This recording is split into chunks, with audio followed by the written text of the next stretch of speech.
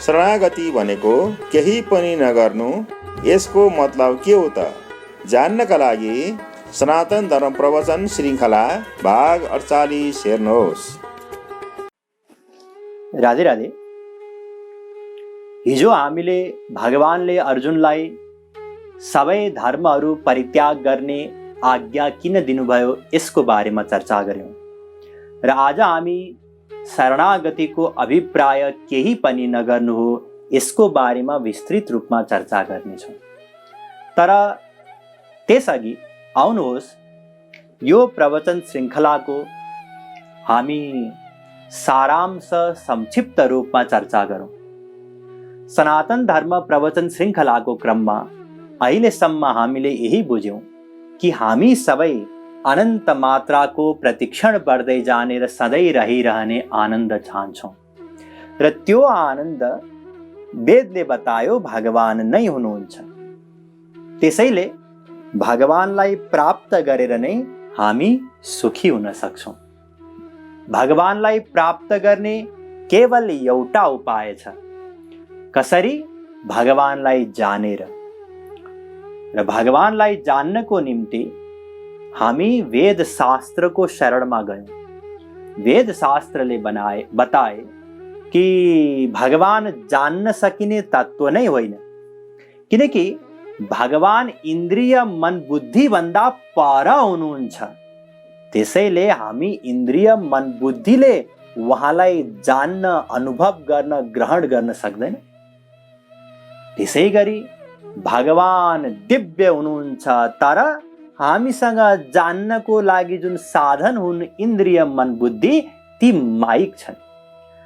हामी माइक इन्द्रिय मन बुद्धिद्वारा दिव्य भगवानलाई कसरी जान्न सक्छौँ? सम्भव नै छैन। तर भगवानलाई नजानी त काम बन्दैन।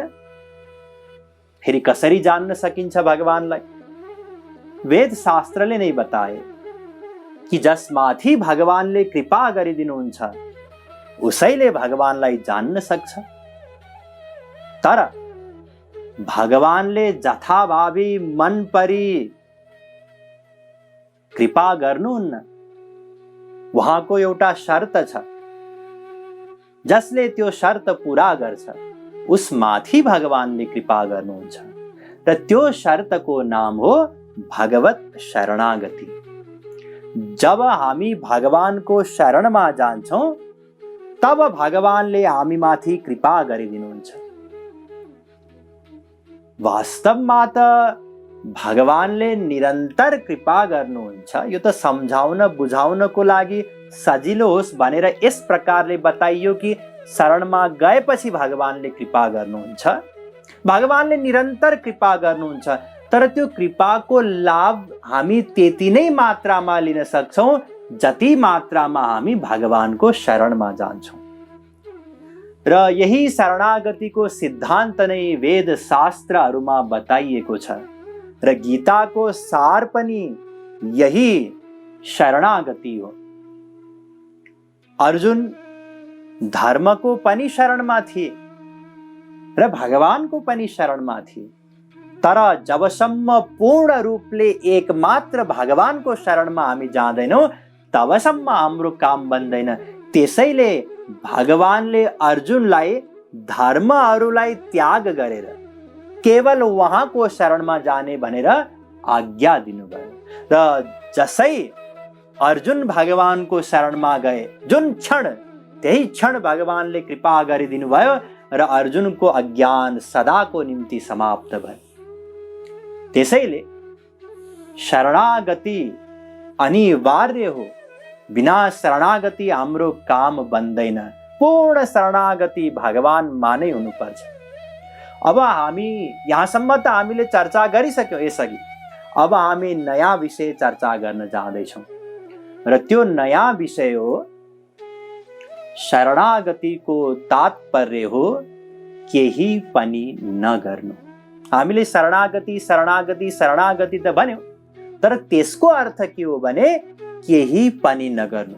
हुन त हामीले यसको बारेमा संक्षिप्त रूपमा यस अघि पनि चर्चा गरेका थियौँ।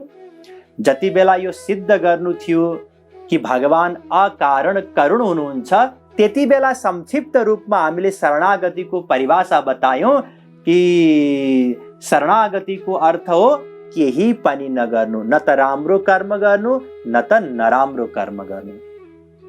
यो केही पनि नगर्नु रूपी शरणागतिद्वारा भगवानले कृपा गर्ने हुनाले भगवान अकारण करुण हुनुहुन्छ।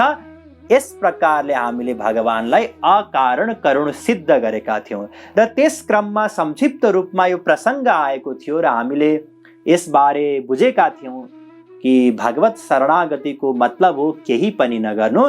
तर आज त्यसैको बारेमा हामी विस्तृत रूपमा चर्चा गर्नेछौँ। साथमा अर्को एउटा प्रश्नको पनि समाधान यही नेरी हुनेछ।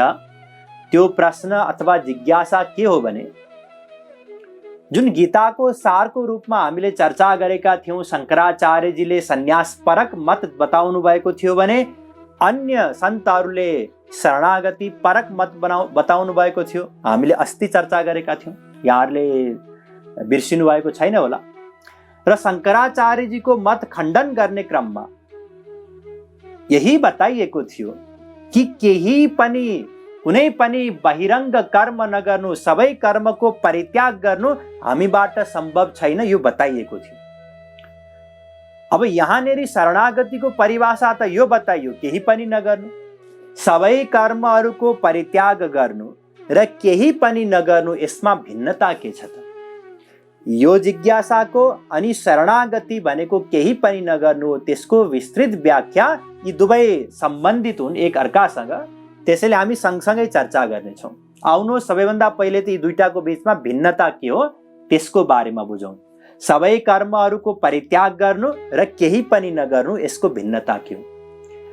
हेर्नु, सबै कर्महरूको परित्याग गर्नुको मतलब हो लौकिक वैदिक सबै कर्महरूको परित्याग, अर्थात् इन्द्रियहरूले मनले केही पनि नगर्नु, यो सम्भव छैन। तर केही पनि नगर्नु रूपी शरणागति सम्भव छ।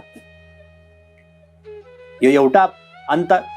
दोस्रो अन्तर के हो भने, लौकिक र वैदिक सबै कर्महरूको परित्याग गर्नु सम्भव छैन र यदि सम्भव भयो केही गरी भने पनि त्यसबाट भगवानको कृपा मिल्दैन।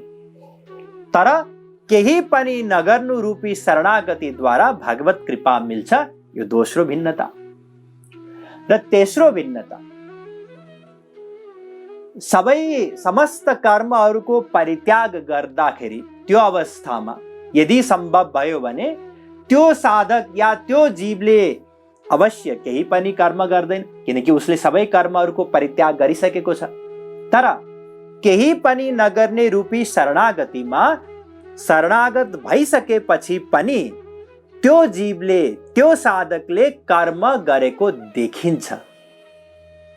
जस्तै अर्जुन शरणागत भए, शरणागत भइसकेपछि पनि उनले युद्ध गरे, कर्म गरे। प्रहलादजी महाराज शरणागत भइसकेपछि पनि एक मनवन्तरसम्म राज्य गर्नुभयो। हनुमानजी भगवान रामको शरणागत हुनुहुन्थ्यो, तैपनि उहाँले ब्रह्म हत्याहरू गर्नुभयो। यस प्रकारले बहिरङ्ग कर्म देखिन्छ केही नगर्ने शरणागतिको अवस्थामा, भने सबै कर्महरूको परित्यागमा बहिरङ्ग कर्म हुँदैन। यी मोटामोटी भिन्नताहरू हुन्।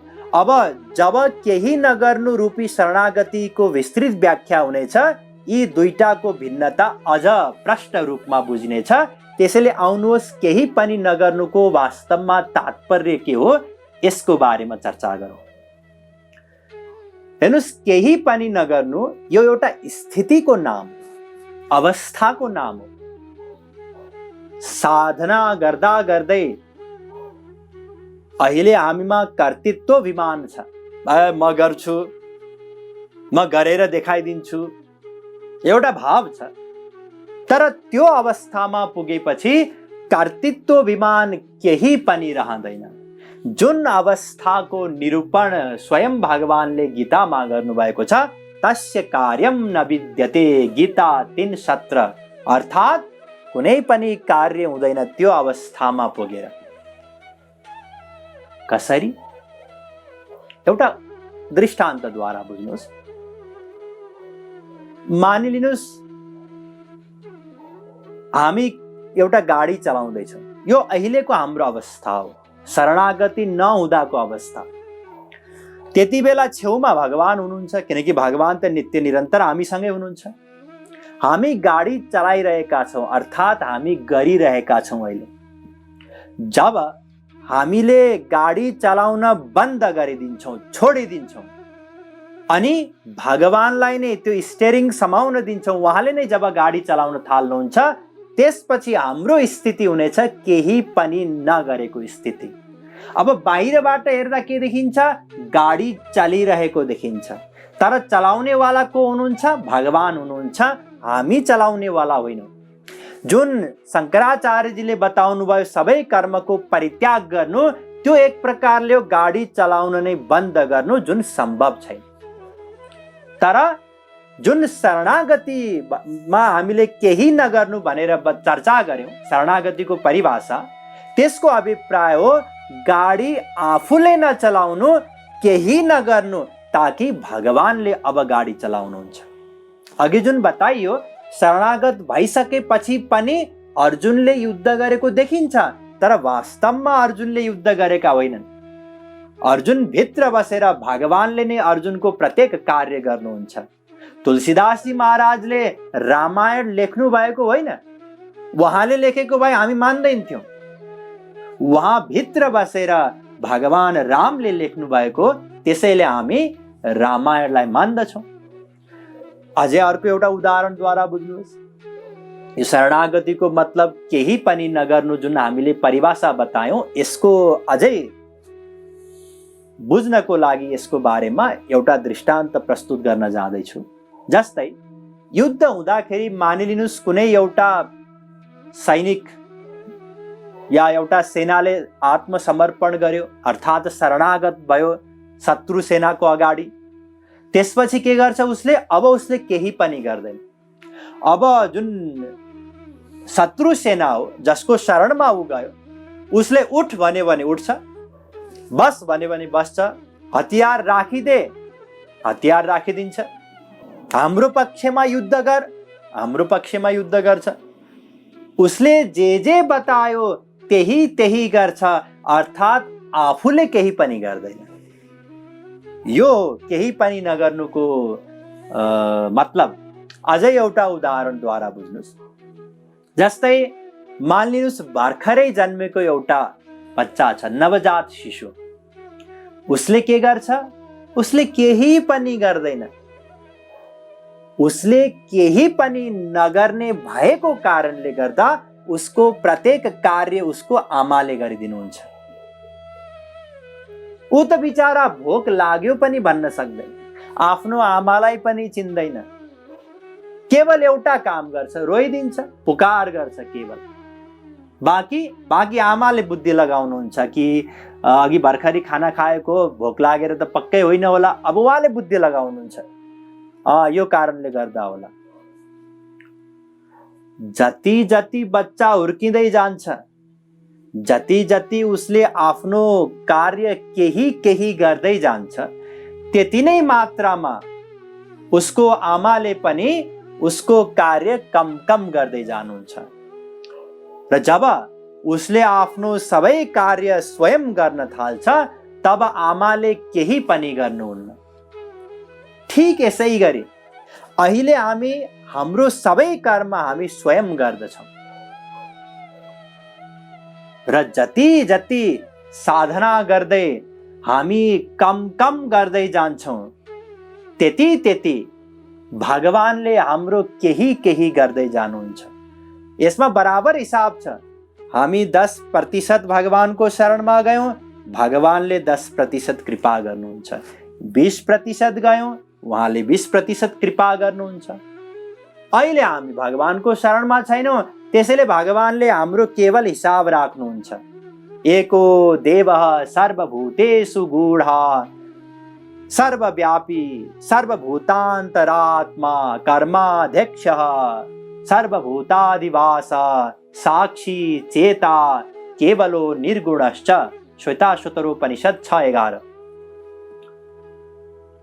अर्थात् भगवान हाम्रो हृदयमा बसेर हिसाब राख्नुहुन्छ। किनकि हामी भगवानको शरणमा छैनौँ।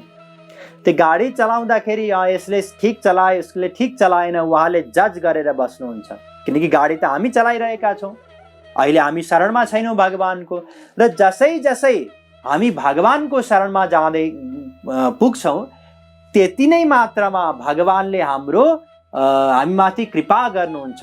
र जब हामी पूर्ण रूपले उहाँको शरणमा जान्छौँ, तब जसरी त्यो बालक पूर्ण रूपले आमामा आश्रित हुँदा आमाले उसको सबै कार्य गर्नुहुन्थ्यो, त्यसै गरी हामी पनि जब पूर्ण रूपले भगवानको शरणमा जान्छौँ, भगवान भन्नुहुन्छ अनन्यास चिन्तयन्तो माम ये जनः पर्युपासते तेषां नित्याभियुक्तानां योगक्षेमं वहाम्यहम्। गीता 9:22। अर्थात् भगवानले हाम्रो योगक्षम वहन गर्नुहुन्छ, हाम्रो सबै कार्य गर्नुहुन्छ।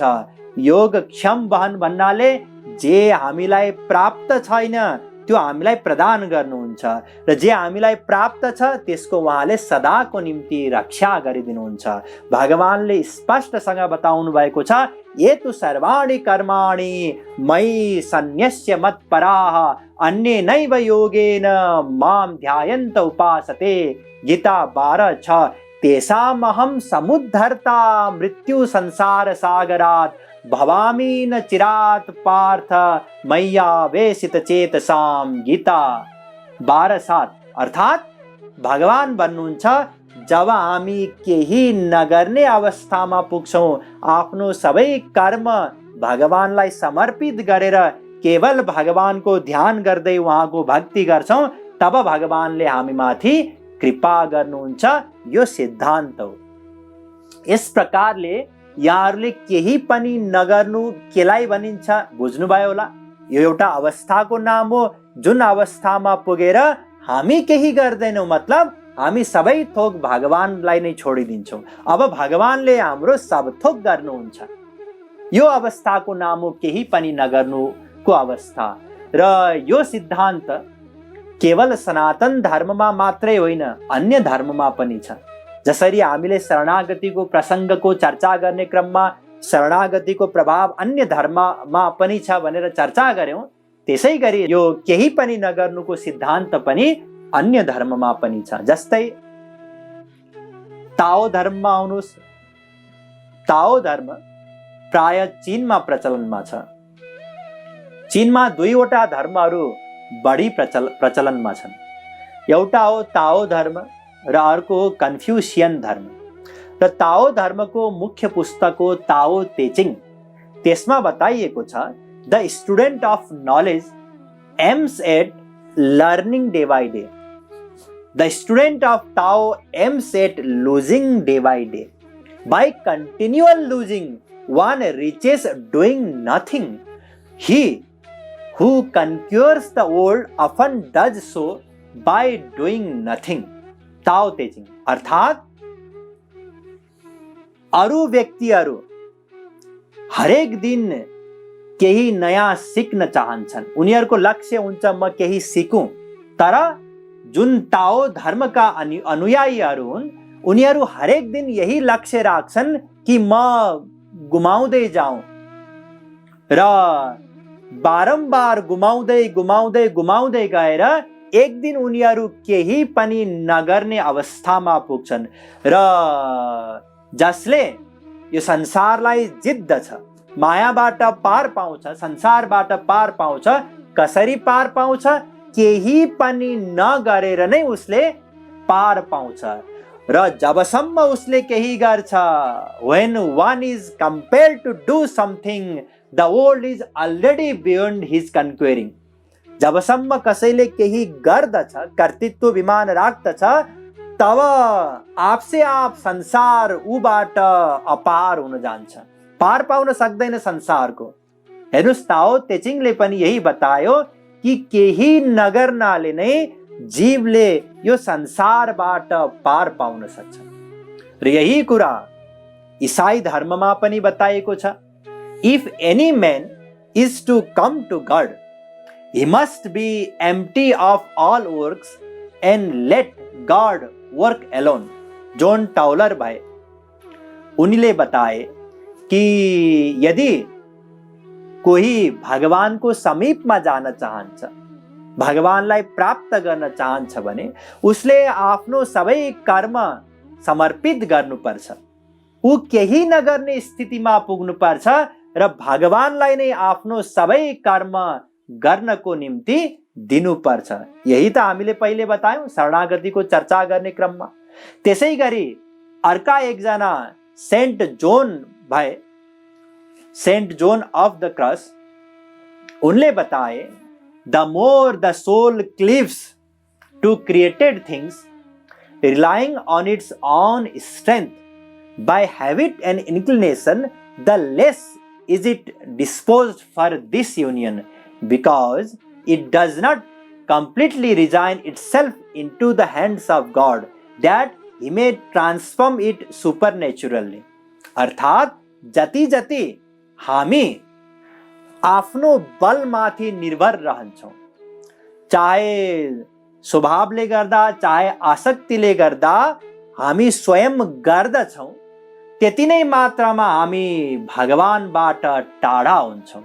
र जबसम्म हामी पूर्ण रूपले भगवानमा आश्रित हुँदैनौं, हामी केही नगर्ने स्थितिमा पुग्दैनौं, तबसम्म हामी माथि भगवानको कृपा हुन सक्दैन। त्यसैले यो केही पनि नगर्ने अवस्था जुन हो, यो अन्य धर्ममा पनि चर्चा गरिएको छ। र केही पनि नगर्ने अवस्था भन्नाले सबै भगवानले गरिदिनुहुन्छ, त्यो अवस्थाको नाम हो। जुन अवस्थामा हामीमा कर्तृत्वाभिमान रहँदैन, हामी केही पनि स्वयं गर्दैनौं। कसरी गर्न सकिन्छ फेरि कार्य? भगवानको इच्छा अनुसार, उहाँको आज्ञा अनुसार उहाँले नै गराउनुहुन्छ।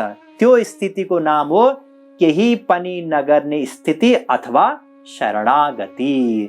यसरी हामीले संक्षिप्त रूपमा नै चर्चा गर्यौं कि शरणागतिको अभिप्राय हो केही पनि नगर्नु। तर अब ध्यान दिनुहोस्, ए शरणागति भनेको त केही पनि नगर्ने रहेछ, अबदेखि म केही पनि गर्दिन, यो होइन। यो केही पनि नगर्ने अवस्थामा पुग्नको निम्ति धेरै थोक गर्नु छ। त्यसलाई भनिन्छ साधना। जति जति हामी साधना गर्दै जान्छौं, त्यति त्यति त्यो केही नगर्ने स्थितिमा पुग्दै जान्छौं। र साधना गर्दै गर्दै गर्दै जाँदा जब हामी केही नगर्ने स्थितिमा पुग्छौं, अर्थात् कर्तृत्वाभिमान रहँदैन, पूर्ण रूपले भगवानमा नै आश्रित रहन्छौं, तब भगवानले कृपा गर्नुहुन्छ। यो हो शरणागतिको अभिप्राय। र शरणागतिको अर्को पनि अभिप्राय छ। एउटा अभिप्राय या एउटा परिभाषा त हामीले चर्चा गर्यौं शरणागतिको। शरणागतिको अर्थ हो केही पनि नगर्नु। र शरणागतिको अर्को पनि परिभाषा छ, र त्यो परिभाषा के हो? शरणागतिको अभिप्राय हो निर्बल बन्नु। ध्यान दिनुहोस्, शरणागतिको अभिप्राय हो निर्बल बन्नु, कुनै पनि बल नहुनु। अब यो निर्बल बन्नु भन्नुको मतलब के हो? निर्बल बन्नु र केही पनि नगर्नु यो अलग अलग कुरा हो कि के हो? यिनीहरूको बीचमा के सम्बन्ध छ? यी सबैको बारेमा बुझ्नु छ। हेर्नु, शरणागतिको विषयलाई त अत्यन्त सूक्ष्म ढंगले गम्भीरताका साथ लिनु छ, किनकि यही हाम्रो साधना अड्किएको छ। अनादिकालदेखि अहिलेसम्म हाम्रा अनन्त जन्म बिते, तैपनि हामी भगवानको शरणमा पुग्न सकेनौं। त्यसैले शरणागतिलाई बुझ्नु छ, किनकि उहाँको शरणमा गएर नै उहाँले कृपा गर्नुहुन्छ। र जब भगवानले कृपा गर्नुहुन्छ, हामी भगवानलाई जान्न सक्छौं अनि भगवानको ज्ञान प्राप्त गर्न सक्छौं। त्यसपछि सदाको लागि मालामाल हुन्छौं, अनन्त आनन्दले युक्त हुन्छौं। त्यसैले शरणागतिको बारेमा गम्भीरताका साथ बुझ्नु छ, विस्तृत रूपमा नै। र अब हामी शरणागति भनेको निर्बल बन्नु हो, यसको बारेमा चर्चा गर्नेछौं, गरिनेछ, तर आज होइन, भोलि। वृन्दावन बिहारी लाल की जय।